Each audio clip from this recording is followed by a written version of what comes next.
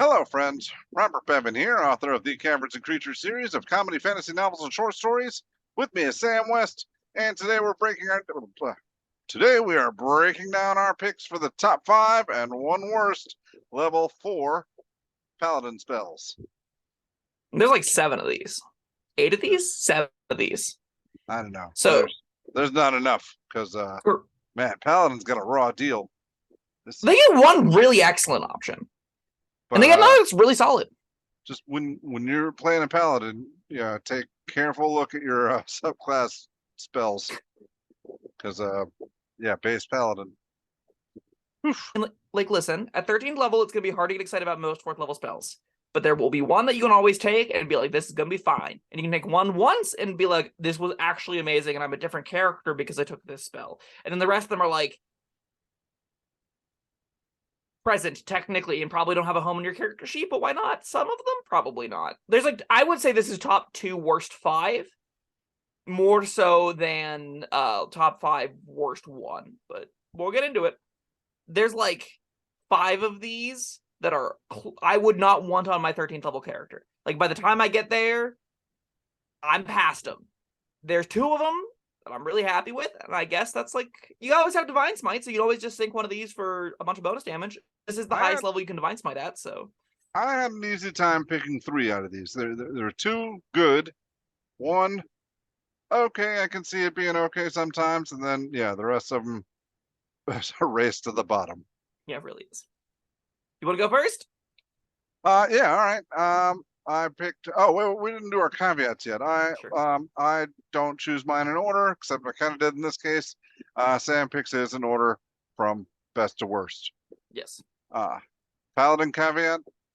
You have Divine Smite, and Divine Smite's a great place to put these spell slots. Also, because you're a paladin, you're a half caster, so at this tier, you're like, oh wow, you're getting 7th level spells, and those are blowing up the world and conjuring swarms of angry things that destroy the encounter balance, and I'm getting something you got 6 levels ago. So there's most of these can't ever feel good, but there are a pair that probably always will feel good. All right, and one of those, I'm certain, is Find Greater Steed. Yep, I would say it's the best paladin spell probably in the game. Yeah, get a Pegasus, or what is it, Rhinoceros? That's my favorite. Good times. I love the Rhino. Yeah. How would you not love to just mount up on a giant Rhino and just plow through enemies? That sounds so sweet. That's so cool. You can get a fly speed if you want. And this is just like Find Steed, where it's pretty much yours forever, and you can share spells with it. Yeah, it's all the glory of Find Steed, but they're better. They're dinosaurs or dire wolves. They're griffins or pegasi.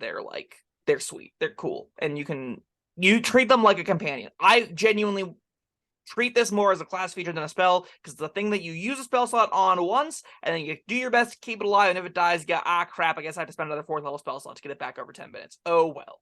And that's a really good spot for this kind of spell to be. This is one of the best kinds of summon effects in the game, in that it gives you a permanent ally that you just have, no concentration involved, you share your spells with it, you can that doesn't matter that much on Paladin, but you can do a couple of cool things like protection from energy and stuff. I think this is truly excellent. A defining class spell for them, and an exciting thing something to get excited about at 13th level. Yeah, completely agree. This is definitely one that if you're a paladin, I almost will always say you should take this. It is a huge part of your power budget, and it's a really, really, really solid addition to your sheet. I mean, it's a lot of the reason to play a paladin. Yeah. Again, the progression of Find Steed to this, I also think is pretty natural, right? And it's happening within a reasonable scope of gameplay too, right? 5th level to 13th level is kind of where the game starts to wrap up, and your top end fantasy being a giant radiant Justicar flying around on a griffin, or a really angry mounted knight on a rhino.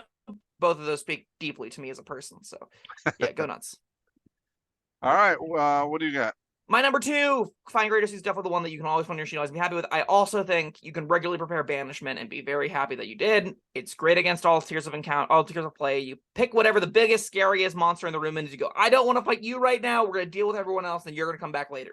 Or maybe you're not if you're extra planar and you'll just be gone forever. It's a save or die in the truest form, where it goes, okay, save, nope, dead. It's dead to us. We don't have to care about it. It's out of this fight until I lose concentration, and that's for only 2 or 3 rounds, and that's enough time to do a lot of damage and waste a lot of enemy actions. It's big, it's impactful, it's a great way to engage a fight whenever you're getting in range of things. excellent spell. That was also my second easy pick. Yeah, it's one of those spells that as you level up, it stays pretty cool. So I don't feel super bad about getting this later than a lot of other characters. It also really helps that against the upper tier stuff with legendary resistances, being a paladin that can force an enemy to legendary resist is a very, very valuable thing. So there'll be times where they go, well, I don't want all my minions to die. At the same time, I know the wizard's holding onto a 7th level slot still. I guess I don't know if I should legendary resist this or not, and sometimes they won't, and that'll be a really bad time for them. Sometimes they will, and that's still really good for you, right? Like, it's a win-win situation regardless, because you're either setting up someone with more powerful magic to hit them harder, or they might succumb to your mediocre spell save DC and be shoved into an extra plane of existence where you then kill all their minions. And that's a great place to be. Yep. All right. Let's see. I guess it's my turn again. All right. This was my sort of easy pick, but situationally useful. I picked Death Ward. My number 3. We're gonna have very similar lists, I think, up until the last one, and then it could be literally anything. I think it might be the last two, but we'll see. Yeah, Death Ward. What is it? You cast it on somebody, and if they drop to 0, they drop to 1 instead. Psych. They're at 1 hit point, and then the spell ends, and that's fine. That's I really don't like it on Paladin. It's so easy to spend spell slots on Paladin. You have Divine Smite right there.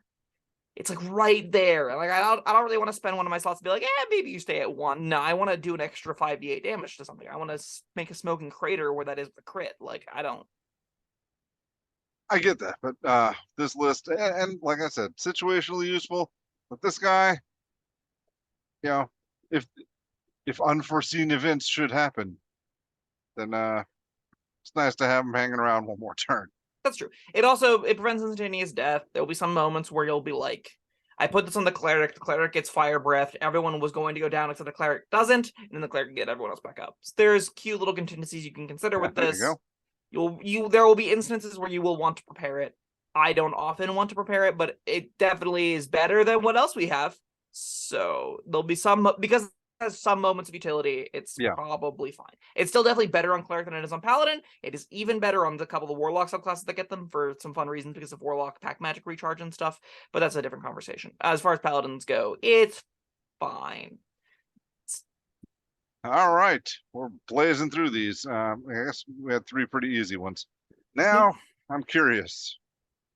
What do you got for number 4? So it's less damage than I want, and it is worse setup, and I hate that it takes my concentration and makes me unable to concentrate on haste or other things, but I think Staggering Smite is the next best option. I considered it. It ultimately did not make my list. I can't fathom what did then. Yeah. I mean, they were all kind of equal to me. That's fair. Well, not all, but yeah. So a second level Divine Smite does 2d8 damage. First level Divine Smite does 2d8 damage. A second level is 3. A third level is 4, and a fifth level is 5d8 radiant damage. And this is doing 4d6 psychic damage, which is a really, really big damage drop. Like it's a substantial damage drop for all of the other problems that these smite spells have, which I hate. Well, I mean, you're giving up that damage for a wisdom saving throw, in which if they fail it, they have disadvantage on attack rolls and ability checks and can't take reactions for a turn. Despite this having a minute concentration, they get 1 turn of being worse off. Now, when it does have a minute concentration, though, can you smite them again? Nope. It's just you get if you miss, you have basically when you start concentrating on this, a window to get that hit in, and then the next time you make that hit, the spell is consumed and does its whole thing, and then they have disadvantage on the next attack. There's no more concentration that goes up to it. I don't believe. If you're in a situation, and I really don't think this is how this works, but it might be. If it's the circumstance where it has disadvantage on attack rolls and ability checks while you maintain concentration on this, that just makes it slightly worse, because if something hits you between you and its turn, all of a sudden this spell did just nothing, and that's horrendously bad. Is 1 turn of being debilitated worth of not regular smite? Probably not. Probably not, especially because it's contingent on a failed whiz save too, and again, you not be concentrating on haste or any of the other effects that you can get through your subclasses and stuff. I don't see it. Still, is it better than the last 3? Probably. All right. Definitely, because the last three I don't know if are castable. All right. Well, I picked Aura of Life. I'm not proud of this. It's what I had to work with. What does Aura of Life do, Bob? Enlighten the viewers at home. Well, all right. Let me pull it up here. I'll help. All right. Well, I got it. Okay, Life preserving energy radiates from me. All right. 30-foot radius. The aura moves with you, centered on you. Each non-hostile creature in the area, including you, has resistance to necrotic damage. All right. That's negligible. Its hit point maximum can't be reduced. Less than negligible. In addition, a non-hostile living creature regains 1 hit point when it starts its turn in the aura with 0 hit points. That's where I said, all right, this could be better than other things. If creatures drop, you don't even have to bother with healing words or anything. They just bounce right back up. You don't have to bother with healing words as you spend an action casting this. Right. That does nothing else outside of that window, right? It's 10 healing minutes word long. to be a bonus action thereof, and then you can make 2 attack rolls. All right. Yeah. Sam, I said I'm not proud of this. I mean, you want me to beg? I don't know. I am close to thinking this spell is uncastable. I really don't think any person should put it on their character sheet. Yet, you might be right that it is better than the other 2 spells we have remaining. You could be correct about that. I definitely think this is worse than Staggering Smite, because at least Staggering Smite can do something. Like, maybe you get one really lucky hit on the dragon, and now it's got disadvantage on all of its attack rolls and stuff for a turn, and that's like, nyeh. I didn't have concentration on something up anyway, maybe, then it's fine. I can't ever fathom being in an encounter and realistically wanting to cast this. I don't know. I'm just saying, like, all right. I don't want to. I already said I don't want to bother with healing words, but I want to be using my attacks. I want to be using my bonus actions on other things. Look, this is taken care of. As long as my concentration stays up, nobody's dying within 30 feet of me. So again, as the paladin archetype, the person that's job it is to die first, you're going to put a concentration effect up on you to keep other things around you from going down 6 turns into a fight.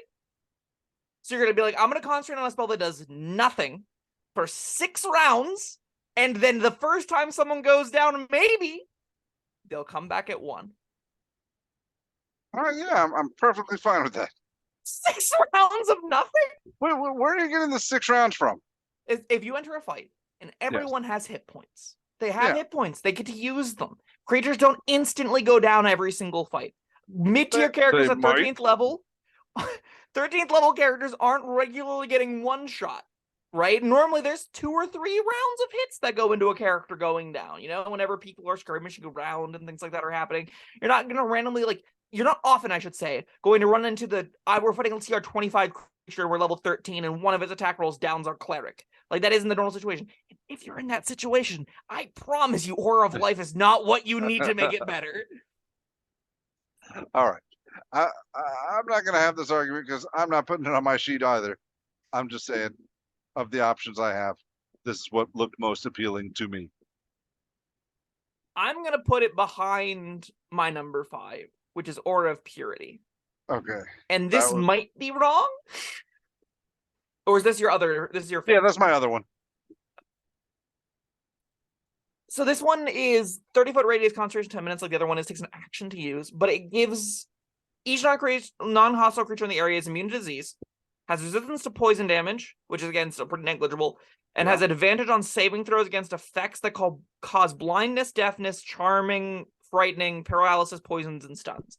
And I think you're more often going to find that advantage on those saves is relevant, where I think the regaining 1 hit point is almost never going to be relevant in a meaningful fashion when you could cast Aura of Life. So I think Aura of Purity is better. This is a lot of conditions. It's still not something you should be casting. I want to make that clear. You still definitely don't want to cast this. But if I had to cast one of these 2, I'd probably cast this more often. What about if you're in a situation where, you're going to be going against something that's doing a lot of conditions? I would really need to know that we're going into a circumstance where an area of effect poisoned condition is going to occur. And I'm not talking about the poison. Paralysis is where I would definitely start to consider this. If I'm against something that can regularly paralyze the group, I'm a lot more interested in preparing Aura of Purity for that single encounter. If we're doing like blinds, no. I'm going to spend my actions and spell slots doing productive things that kill the thing that's trying to blind us. I'm not going to make it slightly more likely that we aren't blinded by them, right? Because this isn't auto-passing by any stretch, and you already have a defensive feature that gives a big buff to these saves anyway. Do you really need to double up on that? I think the answer is usually no. Unless, again, we're looking at a really, really debilitating encounter or debilitating feature like paralysis. And again, this also, I didn't touch on it with Aura of Life, but this does require everything stand around you to get hit by the area of effect poison clouds, to get hit by the area effect blinding dazzling lights, to get hit by the giant paralysis breath, to get hit by things that will be doing big area of effect damages. If anything's further away from you, tough titties for them, I guess. I still don't want to cast this. No. If I have to, this one probably gets it, but it's definitely not where I ever want to be. All right, we are agreed on this. We've talked about 6. There's only one left, huh? Is it? Are you sure? No, because I know there's a couple that didn't make my list at all. Staggering Smite didn't make your list, I'm assuming. Right. And that's the only one we haven't touched on. All right, yeah, all right, that's true. Okay, well, no, there's 2 more left. Oh, I must be missing one then. Very fancy. All right, what's So my list, top to bottom, I've done all 5. You've done all 5? Yes, because we had the same 5. Great. So Find Greater Sheet's my number 1, Banishment's my number 2, Death Ward's my number 3, Staggering Smite's my number 4, and Aura of Purity is my number 5. All right, I had Find Greater Steed, Banishment, Death Ward, Aura of Life, Aura of Purity. And as far as my list is concerned, there's 2 more left, but I have made mistakes in the past. All right, I'm going to double check this. Sure. Want me to go first then with my worst? Yeah. It's Locate Creature. Yes. Locate Creature's horrendous. It's really bad. This spell actively does nothing. It's really funny. It requires a bit of a fur from a Bloodhound, which is cute. But basically, if it's raining outside, this doesn't work. If you aren't knowingly within 3 city blocks of the creature, it doesn't work. So you have to know you're already on top of them to be able to find them. If you're looking for someone that you vaguely don't know, like if you haven't interacted with them before, this doesn't work. If you're looking for a creature of a specific type, this probably doesn't work because there's likely lots of creatures of that type. The spell is about as close to uncastable as a spell can get. It just does nothing. You cast it and you go, they're generally that direction. Huzzah, let's follow this path, I guess, assuming they're within 3 city blocks of me, and they're not going the wrong way, and then we will lose the set and never be able to find them ever again. It's horrendous. The spell's unusably bad. Well, guess what? That is also my pick because by the time this comes out, it won't matter. So there are no incorrect information on the Caverns and Creatures website. Everything is it has and always will be perfectly accurate. Yeah, Locate Creature. Man, that sucks. In fact, all right, even with what I had, mistaking it for being on the Paladin list, I would have chosen Locate Creature, but I knew you would. So I just went with the other one. So we could talk about everything. Let's talk. What was the other one? I'm curious. It was Stone Skin. Oh, yeah. Stone Skin's not a Paladin spell, to my knowledge.